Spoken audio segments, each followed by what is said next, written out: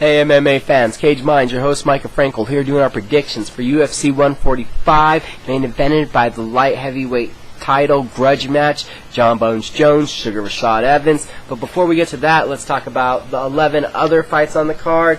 First one, we're talking about on the prelims, Marcus Brimage, who's 4-1 versus Maximo Blanco, 3-1 with one no contest. Brimage, we know him from the Ultimate Fighter. He likes his striking. He wants to keep the fight standing. Very good speed. Very strong and stout competitor. Heavy-handed with the boxing and vicious with the leg kicks. All the same can be said for Maximo Blanco. Plus, he's a little crazier, a little more unorthodox with the flying knees, takes risks, doesn't care. I think that we see both men throw the pitch and sink at each other in the striking. In the first round, there will be a TKO. I believe it comes from Maximo Blanco. It's going to all start off with a head kick, and he'll probably finish it off on the ground. So, first round TKO from Maximo Blanco. Next matchup we're talking about, Keith Wisniewski, 28-12-1 versus Chris Clements, 10-4. Wisniewski, fight finisher, 21 of his 28 have been finishes, his victories, 6 TKOs, 15 submissions. He's going to have a slight reach advantage. He's very good everywhere the fight goes, better with his submissions. The longer the fight stays at a distance, the better it will be for Chris Clements. Good striking. How good? 10 victories, 10 TKOs. The grappling, though, 4 losses, 3 via the submission. So you hear the key. Wisniewski needs to get inside. Even though he has a slight reach advantage, he doesn't want to be striking with the better striker. I think he uses the Muay Thai clinch, gets the plum, uses knees, uses the elbows, is able to get the takedown, hurt his opponent Clement off of the elbows, I think, or the knees, get it to the ground by the third round, and win this with a rear naked choke. Next matchup we're talking about, Mac Danzig, 21-9-1 versus Efrain Escudero, 19-4. Mac Danzig has a striking advantage. Efrain Escudero has a wrestling advantage. They both have very good submission prowess. It's can Efrain take down Danzig, or can Danzig connect on Escudero? I think what ends up happening here is that Danzig fights better with his back against the wall. His back is against the wall. He will come out and be aggressive from the word go, and we can't say that about Escudero. I think 29-28, unanimous decision. Danzig wins. The first 2 rounds could slip away from Escudero just not being motivated, because he has a tendency to do that, and Danzig will come out firing. Next matchup we're talking about, John the Bull Makdessi, who's 9-1, versus Anthony the Assassin Njokuani, who's 15-6. Both of these guys win the majority of their fights with the TKOs. They both come from a striking background, kickboxing and Muay Thai. I see this fight really being dictated by the 7-inch reach advantage of Anthony Njokuani. It's going to be a big challenge to get that far inside from Makdessi. In a split decision on accumulation of strikes, I think with the leg kicks and the reach, Anthony Njokuani wins this fight. Next matchup we're talking about, Matt the Immortal Brown, 15-11, taking on Stephen Wonderboy Thompson, who's 6-0.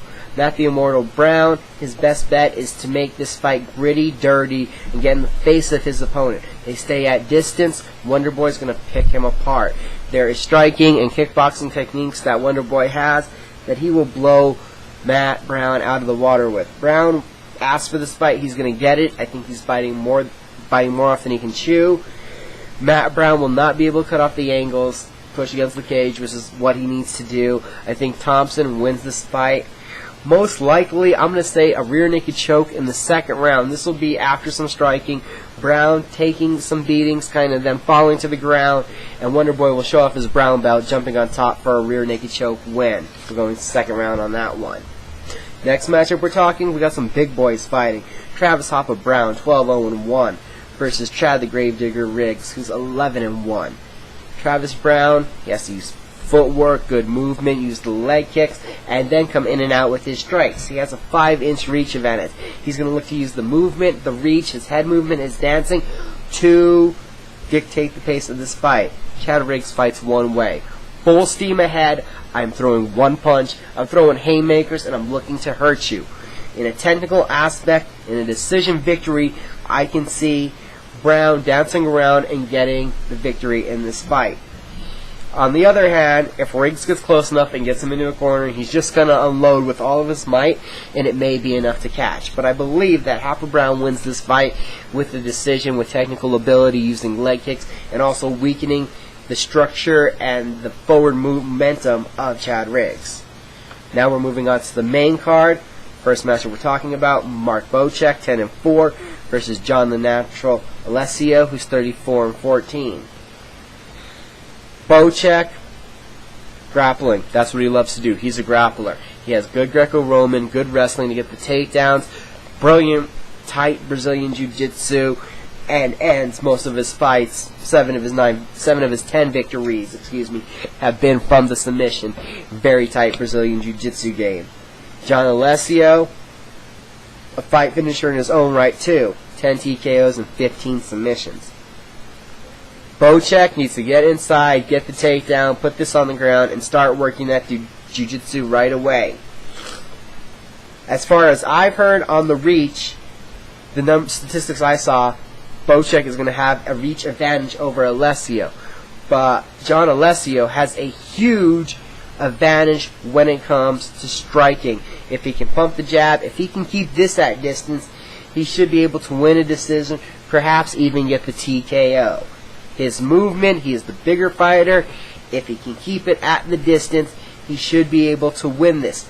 But Bocek, very tenacious, has been training with some of the best in the world, will look to get it to the ground, and could possibly win this with the submission. If he gets the submission, I could see a rear naked choke happening, but more likely, I think John Alessio stuns Mark Bocek, nullifies the takedowns, and is able to pick him apart from the outside, use leg kicks, and win this in a unanimous decision. So we're going to take an upset in this one with John Alessio winning a unanimous decision. Next matchup we're talking about, Mark the Machine Hominick, 20-10, taking on Eddie the Filipino Phenom Yagan, who's 15-5-1. Mark Hominick, very gifted in both aspects of mixed martial arts, from the grappling to the striking.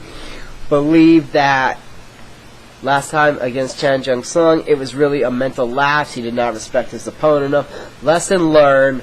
I think we see a rebuilt machine come out in this fight. Eddie Yagan, he's no slouch. He's a good fighter. He can come forward. He can finish all of his fights. It's, does he have the speed to keep up with Hominick? I think Hominick's going to win this fight. He's going to win it with a TKO, and it's going to be in the second round, as he's going to be a cautious aggressive this time with a better game plan and just a better working of the cage, not having all the pressure of fighting in Canada this time.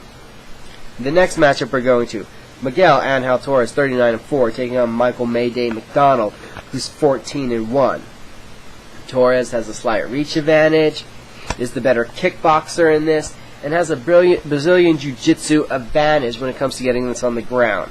Michael Mayday McDonald, though, probably has a wrestling advantage, and I'd love to say a power striking, because his boxing is so tight. This is a fight that's very hard for me to call. I could see the young McDonald winning with the TKO, perhaps getting the takedowns, nullifying off of his back whatever Torres is going to try, and getting the ground and pound.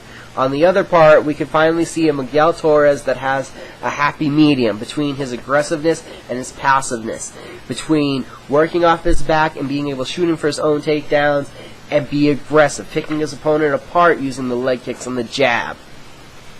Leg kicks, jab, a reach advantage, and a ton of experience. This is a huge jump up in opponents in their rankings for Michael McDonald. I think Miguel Torres, he doesn't make an impressive statement, but I think he solidly wins this fight with the decision. Miguel Torres will get a victory, unanimous decision over Michael Mayday McDonald. This is our prediction. We move on to another heavyweight bout. Brendan the Hybrid Schab, 9-2, taking on Big Ben Rothwell, who's 31-9. I have a feeling for this fight that someone's getting knocked out. Both of these guys have good knockout power and have each been stopped by TKOs in the past. Brendan Schab, I think, has more upside to him, where he has the better cardio, the better boxing. He will be in trouble if Ben Rothwell is able to come in, get a takedown, get on top, and use the ground and pound. Outside of that, at distance with movement. I like Brendan Schab to win this fight, to hit a TKO in the first round. I think he's going to be able to find the sweet spot and end the night of Big Ben Rothwell. Now we're up to the co-main event, where Rory Macdonald, 12-1, takes on Chi Mills, 14-4 with 1 no contest. Macdonald has 1 loss on his record, and it's to interim UFC champion Carlos Condit. He's been able to beat Nate Diaz and Mike Pyle. This will be the second best striker he's taking on in Chi Mills. Mills, that's lost by submission, does not have the greatest takedown defense, but has improved with the use of elbows to the temple. He's ever growing. He has a great reach, a great technical striking aspect to him. Wins most of his fights with the stoppage, 11 of his 14 victories. But I think it comes into play just what we always talk about with Macdonald. He's one of the first fighters in MMA who's completely started out in MMA.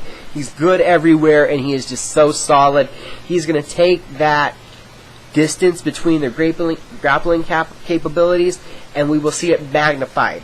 Rory Macdonald, I believe, will win this fight with a submission because he's going to get it on the ground, cause pressure, use some ground and pound, and then be able to transition to a submission.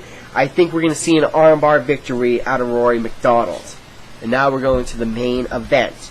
The grudge match we've all been waiting to see settled. Jon Jones, 15-1, the UFC light heavyweight champion, defending his title versus the #1 contender, Sugar Rashad Evans, who's 22-1-1. We all know how we got here. Rashad Evans got injured. Jon Jones took his place, beats Machida, beats Shogun, beats Machida in his last fight, had beat Rampage prior to that, has stopped 3 of the top 205ers in the world in 3 consecutive fights. As where Rashad Evans, since out-wrestling Rampage, has out-wrestled Thiago Silva, and then dealt with a ton of injuries, destroyed Tito Ortiz's ribcage, it looks like, to where he can't take a punch to the gut anymore, and then outworked and outclassed young Phil Davis. So that was where each man got here from their past fights, how they get here personally. It all happened when Rashad never wanted to train with Jon Jones. Craig Jackson made it happen. Rashad Evans is crying, and now the 2 men are going to fight because Rashad wants to be the champion and Jon's the champion. So there's a whole lot of glorification of their rivalry and of the dispute, and this is personal vendetta, and blah, blah, blah, blah. Blah, blah. There's 2 men, there's 1 bout. Let's talk about the facts. They both want to be the best, and that's a problem when they both believe they are. So what are they going to do? They're going to fight about it. Jon Jones has a huge reach advantage, and for good wrestlers in mixed martial arts, he's already beaten Matt Hamill, Vladimir Matyushenko, and Ryan Bader. For the wrestling of Rashad Evans, he's out-wrestled Phil Davis, who was a former Division I National Wrestling Champion. Both guys are solid with the wrestling, Brazilian Jiu-Jitsu. I know that Rashad has a black belt. I'm not sure on Jon Jones if he has a black belt, but he does have 5 submission victories, did choke out Machida, who's a black belt, and got Rampage. He has good submission skills, and the long limbs only help that.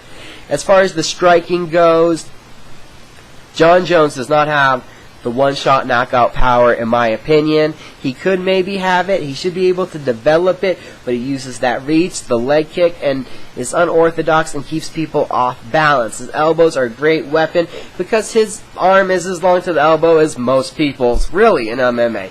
So he uses those to great advantage. Rashad Evans has one great tool on his stand-up. His jab is nice, but it's that overhand right. Don't know if he'll be able to get inside and land it. Can he get the double leg? What does Jon Jones look like off of his back with those long limbs? If he pulls rubber guard, who knows? To the people that think because of the hype and because of the anger, this fight is going to be a non-stop war and a slugfest, got to really persuade everyone to look at this in a different light.